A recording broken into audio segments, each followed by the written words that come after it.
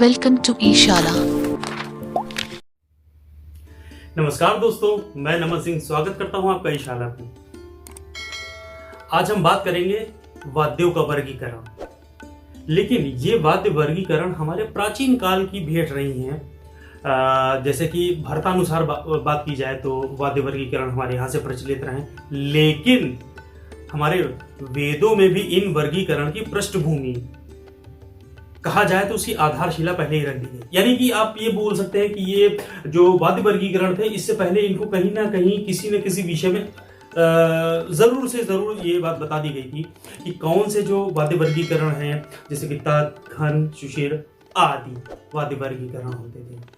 लेकिन आज हम बात करेंगे तत्वाद्य की। ऋग्वेद में हमारे तत्वाद्य की बात होती है, लेकिन उस तत्वाद जो है, हमारा वर्गीकरण को छोड़ देना है। हम आपको विशेष रूप से बात बता रहे हैं कि ये जो वर्गीकरण है, ये वर्गीकरण की हम बात नहीं कर रहे हैं, तत्वाद्यों के विषय में बता रहे हैं, जो कि वेद में बताया गया है। मेरी बात को आप समझने का प्रयास करेंगे।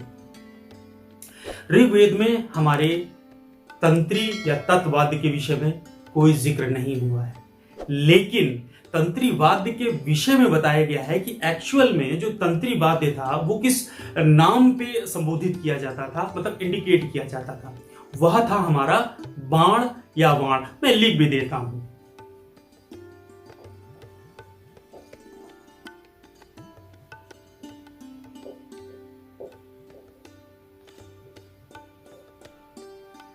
ऐसे शब्द हमारे बहुत वेदों में मिलते हैं। ऋग्वेद में सबसे पहले मिलते हैं। लेकिन एक हम अगर प्रश्नावलियों की बात करें, हम किसी भी एग्जाम की है, क्योंकि हम सभी एक शोधार्थी हैं, विद्यार्थी हैं, शिक्षार्थी हैं, तो विषय अंतर्गत अगर हम बात करते हैं तो ये बोलते हैं कि हमें ये शब्द मिले, ये वीणा कहाँ गई। ये भी तो वीणा थी, लेकिन वीणा कहाँ गई। लेकिन वीणा के विषय में हम बात नहीं करेंगे। वीणा का मतलब हमारे ऋग्वेद में ये बताया गया, क्योंकि हमने अपने पहले भी काफी वीडियोस में बता रखा है आपको कि वीणा शब्द और बाण या बाण शब्द दोनों आगे चलकर एक हुए, लेकिन सबसे पहले वीणा का संबोधन जो होता था वो बाण या बाण में होता था, जो कि ओवरऑल तंत्री वाद्यों के रूप में रहे हैं। इस बात को सबसे पहले हम सबको समझना है। बाण या वीणा ऐसे शब्द हमको प्रायः मिलते रहे। ये जो बाण या वीणा का विषय है हमारा, ये वीणा हमारा यजुर्वेद में सबसे पहले नाम लिया गया है, और बाण या वाण ये शब्द जो है प्रायः हमारा ऋग्वेद में लिया गया। इस चीज को सबसे पहले क्लियर कर देते हैं। प्रश्न अगर हमारे सामने आता है कि वीणा शब्द का सर्वप्रथम उल्लेख किस ग्रंथ, वेद, शास्त्र आदि में हुआ, तो हम सबसे पहले बता देंगे कि हमारा वीणा शब्द जो है यजुर्वेद में हुआ। लेकिन वीणा कैसे होती रही, कैसे होती थी, वीणा का स्ट्रक्चर क्या होता रहा, ये हमारा सबसे पहले इसमें बता दिया गया था। इसके लिए बहुत सारे कुछ टेक्निकल पॉइंट्स हैं, इसको हम आपस में जिक्र करेंगे। ये बेसिकली लकड़ी आदि ऐसे कुछ स्ट्रक्चर में मड़ी होती थी।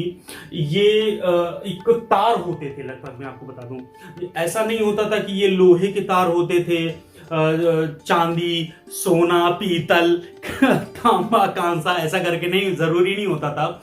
ये जो है ना मूंज और कुश, तो उसका भी मढ़ा होता था, लेकिन वो ऐसे मढ़ा जाता था, विद्वान लोग ऐसे उसको स्ट्रक्चर बनाते थे कि उस पे आघात करते थे तो एक ध्वनि उत्पन्न होती थी। सायण ऋषि ने तो यहां तक कह दिया है कि जो बाण या वाण शब्द से जो वीणा बनती थी, उस वीणा पर आघात जो किया जाता था, जैसे अभी मैंने बताया कुछ तार ऐसे होते थे, उन पर आघात करने पर जो शब्द सुनाई देते थे,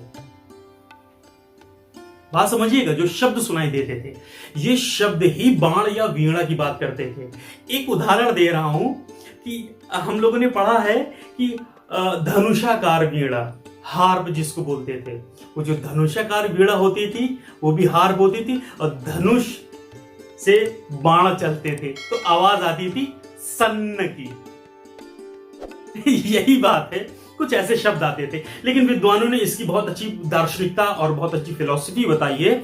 लेकिन हम यहां पर यही बताना चाह रहे हैं कि ये जो एक बाण या वाण शब्द है, ये तंत्री वाद्य के रूप में हमारे लिया गया है और ये तंत्री वाद्य ऋग्वेद में इसका जिक्र हुआ है, लेकिन वीणा के रूप में नहीं हुआ है। यजुर्वेद में वीणा के रूप में हुआ है और बाण या वाण के रूप में हुआ है। विशेषण उसका जो एडजेक्टिव होता था, जैसे उसमें 7 तारें बांध दी गई, 1 तार बांध दी, 9 तार बांध दी गई, ऐसे करके बहुत सारी तार बांध दी गई, तो उसको उसके तार के आधार पर उसके नाम रख दिए गए।